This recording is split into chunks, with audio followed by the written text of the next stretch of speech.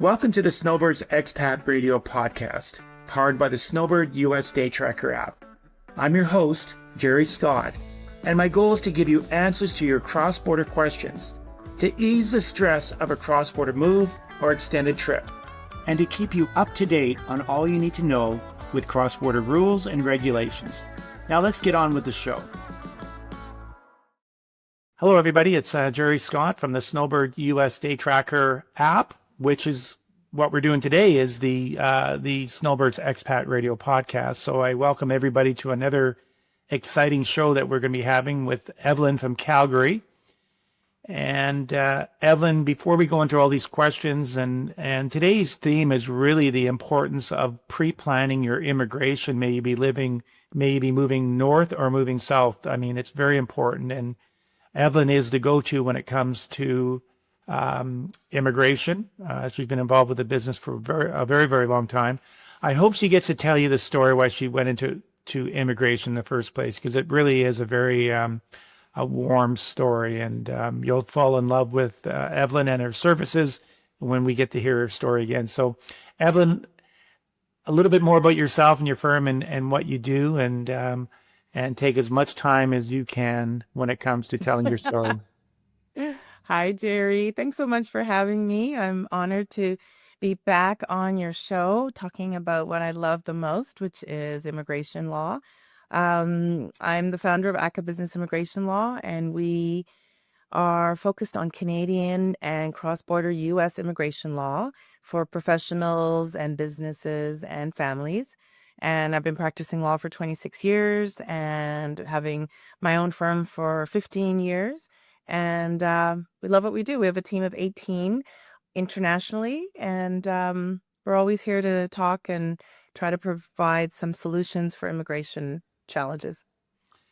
Well, once again, tell me a little bit more. I want to hear this story again, because especially on a very rainy day in Vancouver, we need a warm story. I mean, I'm drinking hot water here. That's how cold it is, at least for me. So tell me, Gerry, which story are we talking about? I think when you told me the reason why you went into immigration in the first place, just the ability to help families that are looking for a better way of life and the whole work. So but go ahead. Sure. Well, I used to be a corporate lawyer in Toronto, and it wasn't really feeding my soul. And I found my way to corporate immigration law when I worked at an accounting firm in the global mobility group. And I found that it really met my interest and need to have connections with my clients. As an immigrant myself, we moved from Ghana. I was 5 years old, and I met my dad when I was 5 years old at the airport when he came to get me from Vancouver after, he and my mom decided that Vancouver is where they wanted to live. And so when I think about immigration, I think about the importance of family reunification. It definitely means a lot to me. And I really try to help families stay together, because no matter what, the time you're not together definitely has an impact. And so for me, it's about allowing people to live their dreams and create legacy, but also to be together and to be reunited. So that's my story. Well, it's a great story, and I love it. And thank you for sharing it again. You're welcome. Well, let's jump right back into this. So what exactly is pre-immigration planning, and why is it so important for Canadians and Americans crossing borders to live, work, and retire? Well, pre-immigration planning, really is what it sounds like. It's like you need to have a plan. Even before the immigration component occurs, you need to be thinking about everything from taxes to real estate to your investments, to who's going, who's not able to go, because sometimes some dependents are not able to travel. If they're over 20, 22, 21, they may not be able to be a dependent.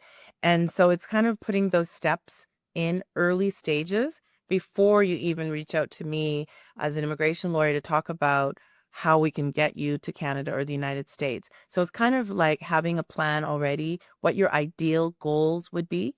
And usually when I do consultations, I always say, what would be your ideal? What's your timing? What's your planning? What do you want to do when you come to Canada or the United States? And then I help them figure out how to do that. So it really helps us if the the potential client has already thought about these things and knows what exactly it is they're looking for and how they want their life to look in the new country. I'm going to kind of go off script here because of the timing and yesterday's budget coming out on November the 4th, and they did address immigration and cutting those numbers down to 380,000. Can you expand a little bit more on that and what kind of impact does it have on your clients? And now I know they were talking more about professionals, migrants coming up to Yeah. Canada. Maybe touch base a little bit about that budget and how does it Yeah. affect? The budget, I mean, I'm still digging into it, but the key highlights are around the reduction in numbers for immigrants. Their quota numbers are going to be going down over the next 2-3 years. And I think the challenge with that is what to do with those people that are already here. So something else in the budget was recognition, I believe, about 30,000 people. They're looking at ways to keep people that are here already to be able to move to permanent residence, because that's becoming a real struggle for people with the changes, is how to move from worker to permanent residence, given the priorities the government has set in Canada for Francophone speakers, for healthcare workers, and for people in the trades. So if you're not in those categories, you're waiting a really long time. I think, it'll take some time to see what the impact of the reduction will be, Gerry, but obviously it means that they're going to be focusing on the clients or the immigrants that they really want. So those that are creating jobs, those that are highly professional, and those that are meeting the needs that Canada has. Again, healthcare, trades, Francophone people living outside of Quebec. It seems to be the priorities right now. Now, for the average Canadian, it seems like 380,000 people. And is that per year? Still seems like a lot of people. What was that number before they announced the 380? I think it was about 600,000, so they have very aggressive targets and they haven't hit them this year even. And so I think this is it's a significant decline, but it's across all areas of immigration. So it's not just professional workers or students, or it's across the whole board. And that means even parent, grandparent, permanent residents. So H&C, humanitarian compassionate, it's all of it. So it's going to be quite a significant change coming up. And I think partly is because they don't have the resources to even manage the numbers that they have right now. It's taking so much longer to complete applications because of the processing delays. Attention, Canadian snowbirds!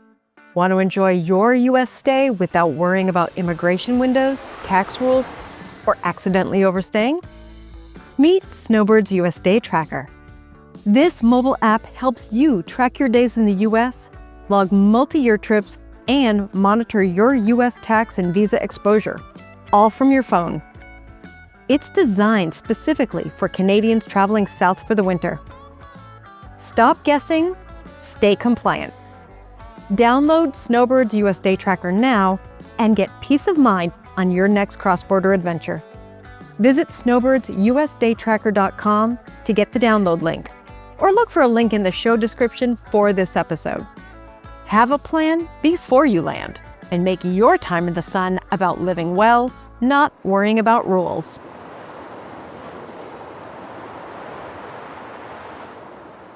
We're restricting the amount of immigrants that can move to Canada now being 380,000. More than ever, you need great professional help, because I know a lot of those, if it was 600,000, a lot of those folks, I'm sure they tried to do this on their own. And that's going to lead to the next question. What mistakes are, the question I have here is, what are some of the most common mistakes people make before relocating that cause problems later with immigration or tax status? Mm-hmm. Yeah, that's a good question. I think the most common mistake is they don't seek out the advisory supports in advance. So that's why, for me, whenever anybody calls me and they're somebody that I think is going to be a good match for you, I always send them your way, because they need to have that conversation with you first. Same with accountants, cross-border accountants that understand both Canada and US tax and accounting, so that they're not paying double tax unnecessarily, or that they haven't structured their companies in the right way. that helps them have the least amount of tax they have to pay and those obligations. So a lot of times it's the lack of planning. And then later on, like I've learned to always say, before immigration, talk to an accountant, talk to a tax specialist, figure out how we want to structure this, and then talk to Gerry if you've got, assets you need to deal with and how you're going to move money over time or what the plan is going to be. And then the immigration. So a lot of times it's thinking that they're finding information on Google and ChatGPT and they know more than us. And then it'll bite them later if they haven't set those strategies in place. Even things like opening bank accounts, recognizing that when you come to a new country, you have no credit. That is huge. You have to reestablish credit. And so if they're aware of this, it allows them to prepare in advance before they get here and they realize they have a credit card that's Canadian card that's $2,000 as opposed to, $100,000. It takes time, and even mortgages and buying a house. And so I feel like those are the main issues, is the tax, accounting, structure of their corporation, if they're doing a transfer, how to best take advantage of the opportunities to limit liability in tax. I can't imagine how intimidating this must be. I mean, I've never moved to a foreign country. I've born and bred in British Columbia. Yes, we do spend time in the United States. We do have an E2 visa, which Yep. has allowed us at one time. We were seriously considering, could we move to Maui full time? And then I found out about all the state taxes and how it would affect my RSP. So my wife still wanted to move there, but at the same time, not only taxes, but we have grandkids now in Vancouver. Exactly. So we could Yeah. not, I couldn't imagine how intimidating. With the most recent administration, and we're hearing so much more as of April the 11th, 2025, when there were some things changed. If you're over 14 years of age, the additional filings that you would have to do if you were spending 30 days or more in the United States. Do you want to touch base on that and how that's impacted your professional services to those folks phoning in and asking? Yeah, it's a bit of a crazy, people are surprised by it, and we're telling clients all the time. Most of our clients are going into the United States with work permits, and so they don't have to deal with that registration piece. It's for the people that are going in as visitors, whether it's business visitors or going in as tourists that are staying longer, that they do need to do that registration after, if they're there for more than 30 days. And so just like you, we have Snowbird clients that might have work permits, or they go down as visitors for 5 months. They know now that they have to do the registration to make sure that they're not going to have any issues later. Because what we're seeing now is any little mistake is affecting people's eligibility to enter the United States now. So you can't mess around with that. You have to prepare and know that you have to do that registration, to do that form, to fill the fee, all of that before your 30 days are up. And especially for children, like you wouldn't think that 14, 15-year-olds need to deal with this, but that's a part of that process as well. And I think we're getting a lot of questions regarding, filing ahead of time, filing your I-94, going on the border crossing website, paying the fee, having it filed, and then it just kind of speeds up the process. And of course, you don't deal with that at the airports. The airports issue the I-94, unless I'm wrong. No, But you I can't mean, do that at the airport. yeah, but people are concerned. They really are. And Yeah. and we were featured in a article with I think it's called Wealth Professionals, and they were asking all these questions. And I still think that it's, the reason why Canadians are selling off their homes in the United States, these snowbird communities, is more of a generational thing than it is.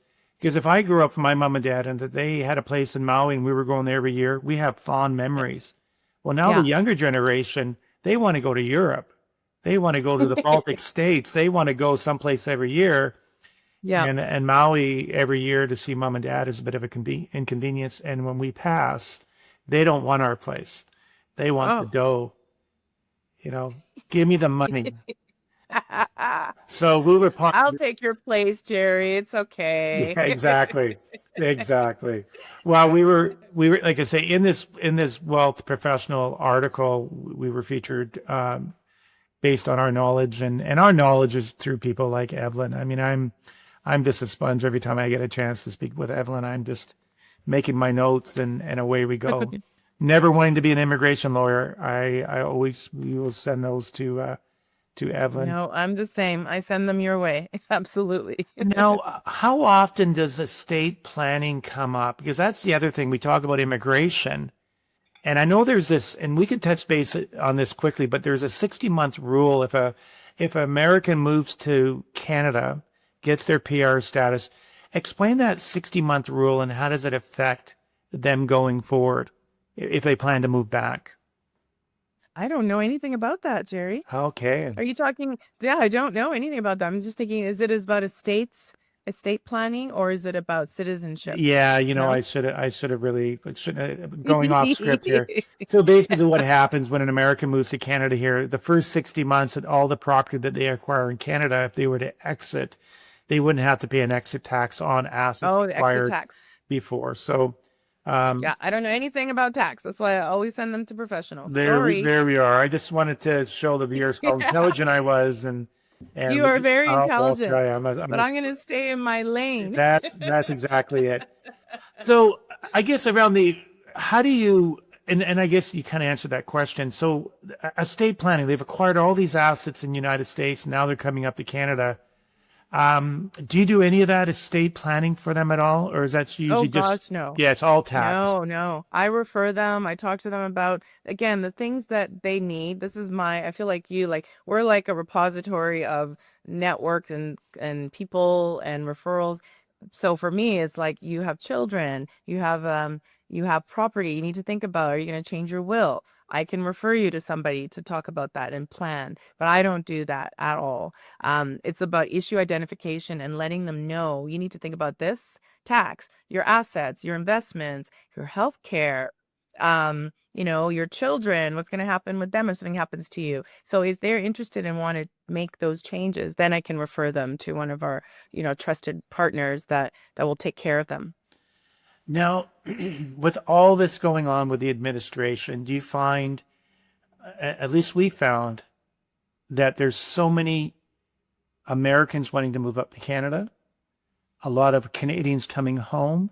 What are you seeing in your practice when it comes to volume being increased by this administration? It's been very busy, honestly, Gerry. I remember saying I didn't want to be busy because of this whole administration, but we're busy and we're fielding a lot of calls from Americans that are looking for options. And we've moved a lot of people in the last year. Surprisingly, even lawyers that are in I've moved a lawyer from California to Victoria, where he can be a foreign legal consultant and continue practicing California law from Victoria. I moved his family up because he has a daughter, and he was just like, we don't want to have to worry about what's happening there. We're hearing from a lot of people that are kind of in the LGBTQ community as well, that are worried about what's happening in the United States. And a lot of them, if they own businesses, it is obviously easier. So we're doing lots of incorporations, which is something we do. We incorporate and then we move them to Canada and as an intercompany transfer, the equivalent of the L1 on the Canadian side, so they can run their businesses from here and grow their opportunities here, but also live in Canada. As I would say, we're having our best year ever because of what's happening down south. And then we're dealing with a lot of people coming back and they may have an American spouse. So then it's like, how do I get my wife or husband, because I never sponsored them before, and now I want to come home and take this job. And so we're doing inland and out of Canada permanent resident sponsorship applications to bring your children and even to claim citizenship for children. We're hearing from people who are thinking, my grandmother was a Canadian, and they're all applying for citizenship now, just on the off chance that they'll get it at that second generation, third generation rule, because there's a bit of a flux right now in the law. So we're just saying apply. You never know. And if the law goes the way it's seeming to go, they may have a chance beyond that first generation rule to qualify for citizenship. So very busy times. It got me thinking. We had a call with a family last week and really excited about moving back to Canada, back to the Kelowna area. Mm-hmm. Everybody would be excited about Kelowna, except for people that hate traffic. But I won't bring that up. But this guy was so excited about moving back, and his spouse was denied PR status. What can we do for those people? Oh my God. I can't understand why. I do know if they did it themselves. Did they work with a professional? Do you know? Yeah. How often does So that happen where someone, in fact, I think he said, stay tuned. I think I might have to buy a wedding engagement ring this weekend. I think he so said, maybe they weren't married. well, they're not married. So they're common law. Correct. And if they didn't provide enough evidence of common law status, and the statutory declaration of common law. And the other thing is, a lot of times people don't recognize you have to indicate your intention to return. It has to be real. So when you're sponsoring a spouse, you can't just say, I'm sponsoring a spouse. You have to show in your evidence that you're looking for houses, you're looking for jobs, your family's writing letters in the application because we're so excited you're coming back home, or we know that you're moving. So the intentionality has to be there. If it's not in the application, they won't approve it because they're not just going to give a spouse permanent residence without them actually moving to Canada. You need to show that in your application. And if they do fail, they fail and they don't get their PR. What kind of recourse would they have? Realistically, they would probably just be better off applying again properly. Okay. Yeah, and maybe they can enter, depending on time, if they need to come in, the spouse can come in maybe as a visitor and they can do it from inside Canada if he needs to get started working. So there are options, but yeah, until I know more, it's very difficult. It's not worth appealing. Like that would take too long, whereas it could take 10 months to get the spousal permanent residence, so long as, everything is done right. So how does a person, how do you know, they know that you've already applied once, so you say you're just going to apply again. Yeah, you can apply again with more information and maybe something. Again, I don't know what the circumstances were of the refusal. It's very strange. Like we almost never have a refusal for permanent residence. So I feel like something was missing. That's for sure. And then you can just reapply and provide the additional information that was missing. But you can't revive your application. Once a decision has been made, that's it. Unless you have time and you want to appeal, then that's a whole long process. So really what that person should do when we have a conversation with them, well, we know we're going to call Evelyn. That's number one on the list. But really, we just tell them to reapply. And that's up to you. You can have that consultation. Yeah, I need to find out what the circumstances were. And once we know, as long as there's no criminality or as long as there's no medical inadmissibility, like we need to know, and then we can figure out what went wrong. And we probably look at their actual application to see what we think is lacking. That kind of goes into my my question here is that how does pre-planning help families with one spouse is American and the other is Canadian? So yeah, pretty well answered all the question. I mean, this is the big issue is we're seeing a lot of Canadians coming back home. And they are now calling and like, what do we need to do? So one of the main things, if you have children, if you haven't registered them as Canadians, do that now. Or apply for them to get their citizenship recognized and then get their Canadian passports. So a lot of people are doing that and they're getting their children who qualify Canadian passports. But then that doesn't really help the spouse. So depending on their timing, if they need to come in 3 or 4 months, the spouse can come in with them as a visitor and they can do the application from inside Canada. So then it allows for an open spousal work permit as well, usually within 6 months, even though the application is still processing. Once the sponsor is approved as a sponsor, then the spouse can get a work permit and have medical coverage and SIN number and driver's license, all of that.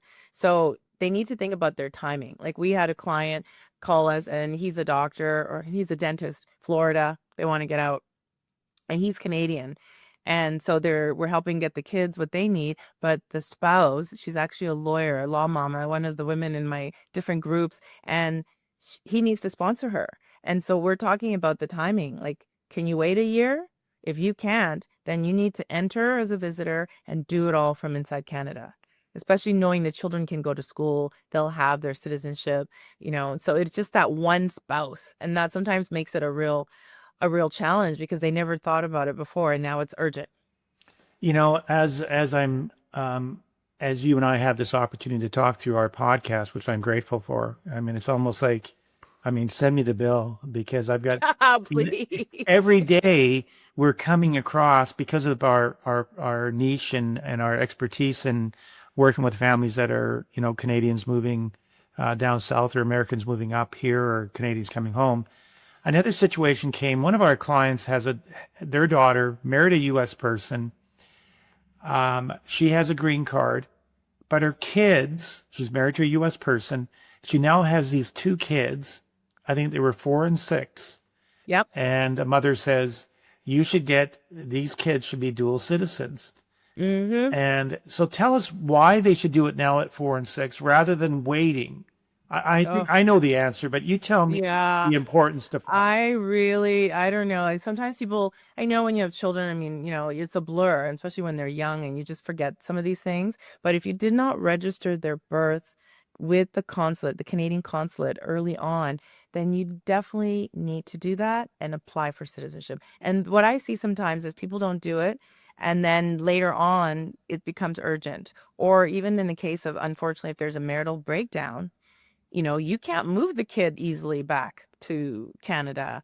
Already, even if the courts allowed it, they need to have their paperwork. And so that delays the ability to kind of move to Canada where they might have more support. So for all of those reasons, and especially I like to see families all have the same status. So I always say, like, if you have children in the States, of course, do dual. One of my kids is a U.S. citizen and a Canadian citizen. Doesn't hurt until maybe 18. Then you got to think about what you want to do and all the rest of it. You're the expert on the tax piece. But for me, it's something may happen and then you don't have that opportunity. So for instance, if the Canadian parent passes, they won't be able to necessarily apply. It's going to be a whole rigmarole. So I always say do it younger if possible, because it takes longer if you wait till you're adult. Yeah. So if the children are not the births have not been registered with the Canadian consulate in Arizona, the state of Arizona, in the United States, they should do that right away. Yeah. Oh. And then the kids will be eligible for Canadian passports. Now, what about the husband who's an American? Does it make sense that he should be getting the dual citizenship as well? Do you have to move to Canada in order to apply for a dual citizen? You do. So, this is the issue. That's why, for the spouse, this is why it's that spouse that's separate from the children, because the children get the U.S. and Canadian citizenship by virtue of their birth. Assuming that the parent was born in Canada and there's no second or third generation issue. But the spouse, if they want to be sponsored, they have to show that intention, right? Okay. They have to show that they are really ready. And so that's where there's always this gap and a delay, because the kids can get it right away and you can all come in, but you have to be like, you can't just get it to get it. Canada does not want people to just have permanent residence but never actually live in Canada. And you can't become a citizen if you don't actually live physically in Canada to meet that 3-year physical presence to become a citizen. Once you do that, then you can go and never come back again if that's what you want. And you can keep your Canadian passport forever, right? You just keep renewing it every 10 years, even if you don't live in Canada. But for permanent residence, you must spend time. And the other thing is, there are some people who might come and do it all with the intention, we're going to live in Canada. Who knows? The administration will change and then they decide we're going to go back. Once they have the permanent residence because they came to Canada and they decide to go back in 3, 4, 5 years, what's great is the one that's a permanent resident, let's say the American spouse, so long as they're with the Canadian citizen spouse, they maintain their permanent residence without having to spend the days in Canada. So that's what's really great. Even if they don't get to citizenship, if they stay as a permanent resident and they're transferred to Europe or wherever, if they are with their Canadian spouse, they can always prove that they've maintained their PR, which is a wonderful thing. So here's another thought that went through my head. You mentioned that if there was a marital breakdown, there would be an issue with those American kids. What happens if the father, who's an American, passes away? Does that cause a big problem that these kids have not been registered? But if the father's American, correct, the children were born in the States, correct, they're American. Yes. So they can't take that away. It's the Canadian component around, like, we want to come back to Canada. There'll definitely be a delay because they have to apply for their citizenship as evidence that they're Canadian citizens. Obviously, they can come in as Americans, as visitors, if, something happens. But we've had cases where, oh, it's so sad. We had this Mexican woman who was married to a Canadian. They met in Mexico. It was wonderful. They had a child. He never registered the birth, never got citizenship for their daughter. He came back to Canada. He died here. It was like, something serious. He died. And there was no planning. And it was really brutal. We had to get her involved with, wills and estates and all of it, taxes. And then we did the daughter's citizenship application. We had to provide all the evidence that her dad was a Canadian, and it delayed the estate process considerably. So, I mean, that's a situation where you didn't put it into the place. There's no proper will, and they never registered her, and she was like 12 years old. And the wife never got her permanent residence. So they couldn't live here, and she had to go back to Mexico with their daughter, and so those are the heartbreaks. So just that I'm clear. So the mom who has these beautiful kids, 4 and 6 years old, the father passes away. They never ever apply for Canadian citizenship for these 2 kids. Mom's complete support network is back in Canada. Mm-hmm. And would she have a problem even then with those 2 kids without citizenship? No, Not at all. no, because she is the citizen. The mother is. What I was saying is, the and father. even if she did pass, God forbid, I mean, they can still get citizenship, but it's a bit of a rigmarole. Like I was telling you about that, So I just feel like do it sooner. And the other thing is, I don't know what the laws are going to be. Like, it's a crazy world. Canadian immigration is changing too, and almost in reaction and response to what's happening down south. So there's no way that they wouldn't be able to give it to that first generation. But right now, if those kids had kids, they can't pass that down. And so I feel like get it as quickly as you can in case of any changes in the law. It's so heartbreaking when I find out sometimes people even want to come and then something has changed and that child that's 25, 30 may not be eligible to come with the family for whatever the reasons are. So there's always complexities.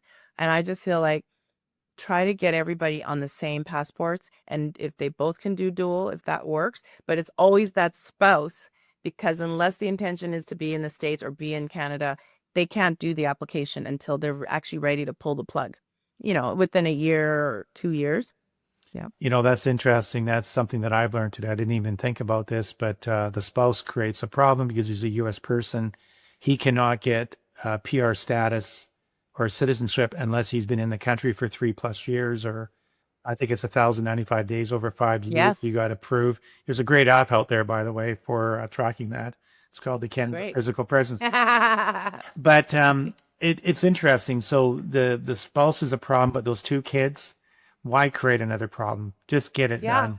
I mean, what a great gift. A Canadian citizen. Get it done. Yeah, exactly. So that's going to be the biggest. That's huge. Well, is there anything else you want to add? Calgary is a beautiful, beautiful place, and Evelyn does an incredible job for her all the immigration work that we've had a chance to share in. So anything else you want to leave us? You know what? I'd love to share that, Gerry, things are different. Things are different at the border. Things are different at the airports. I post quite a bit online about kind of what my clients are dealing with. And recently we had a client, it's a company, we do multiple applications for them, L1s, intercompany transfers.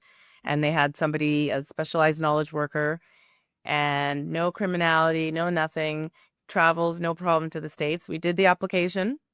He went to the border, the airport, because we're avoiding borders, quite honestly, for applications now. You want to do it at an airport, even if you're going to drive down later when you have your work permit. And they were like, put him into secondary. They started screening and looking. And then it turns out they're like, 8 years ago, you were at the border and we asked you questions and we asked you if you'd ever done drugs. And he told the truth. And he said, oh, years ago, I did a little cocaine. It's on his record. They refused the application. He doesn't have a criminal record. It's the conversation. Like they're digging. And so I'm feeling like there's this like over the top level of scrutiny that we're dealing with. And although we have a very high success rate, like 95%, this weird level of scrutiny is adding more stress to people and professionals that are making applications. So right now, you really, really want to be ready for anything. Like, of course, after the fact, he's like, oh my God, I forgot I even said that, right? But it's in there and they're digging and they're asking more questions. And so we're trying to prepare our clients for anything. For instance, we had a client, he's an executive, oil and gas company bought like a $2 million house in Texas, already there's a TN visa, came to renew his TN visa as an economist with the company. And they were like, nope, we think you should be an L1A and you shouldn't have got the first one. And we're like, what? And so we had to redo everything and do his application again and send him back. And he was able to get the L1A. But this is what's happening. So I feel like people need to understand it's a whole new world. And so you cannot assume and you can't be casual and you can't talk about Donald Trump and you can't give any opinions and you can't, be careful what you say because things will never go away based on this client's experience. So here's an interesting question, because I find every time you go through the, even when you're flying down, I mean, it's so intimidating under this current administration. So you have a person with an E2 visa and they're going across. Do you have to disclose every time when you enter the United States? Can you also enter as a B2 if you're just going down for a little jaunt to see Paul McCartney in Yes, in you can Vegas? do that. You can Yep. either or. Yeah, you don't need to. You can say this is not, I'm not down for any business purpose at all. And so you can say you're B2. And obviously, Nexus Pass, highly recommend it so that you can just move through. I'm telling people to get them because, and it's taking a while, but it really will help facilitate travel if you have a Nexus Pass. So for somebody like you, if you have a work permit or an E2, you can indicate I'm going down as a tourist. This is not a business. And that's a different category that you would complete on the computer screen. Now, I'd have to think you'd have to be consistent. If I'm going to Maui, I should be using my E2 visa. If I'm going to see Paul Yes. McCartney in Vegas, the Eagles in B2. Vegas, use my B2. That's good. That's great Yes. knowledge. There was something else that popped into my head, and I was just thinking about this for a second. I feel like I'm talking to a immigration person at the border, and I just want to get through You're this. nervous. Yes. Oh gosh, how did I lose that thought? It's intimidating, and be careful. And as you say, keep your answers short. Yes. And don't try and educate anybody at the border crossing. No, and don't talk about politics at all. Honestly, like we have so many anecdotal stories this year of things that we've never seen ever before. And so we're preparing our clients more and more and more. And there's definitely pushback, even for people who are renewing. It used to be like a renewal was like, okay, you updated everything, you knew you're going to get it. Now they're like, we're going to take it away from you. Okay, it popped back into my head. Good. Does it make sense to people to reach out, and can you assist people? I know it's not a big ticket, but to assist them with Nexus passes? Do you ever do that kind of work, or is it pretty straight? We do. Okay, We do. good I to mean, know. people can do it themselves, but we do. And what's been interesting, Gerry? We've had several clients this year who've had their Nexus passes revoked, also related to the CBP experience. It's crazy. So we also help with that so that if it gets revoked, we can appeal. And we've been very successful. But I mean, like, it's like who you get that day. So yes, we can help with the Nexus Pass. Obviously, it's not a lot of work. If people want it, absolutely we'll do it.